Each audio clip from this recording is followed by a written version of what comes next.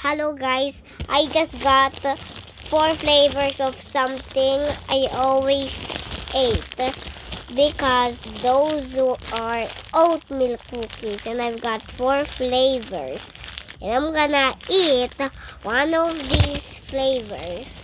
So, and I've got this toy that snaps on, and today, guess what am I gonna eat among these 4?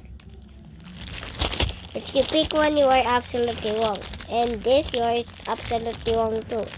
And this, absolutely wrong. And this, I will eat today. It's Quaker oatmeal cookies. This is now part 1 and apple and cinnamon flavor. You see, apple with cinnamon. And I'm gonna taste this. I hope this tastes good. And this is the cookie. Let's give it a try. Cheers. Crunchy and tastes like lemon.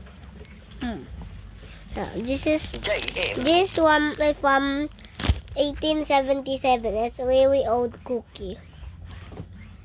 And I'm eating it over 100 years from now.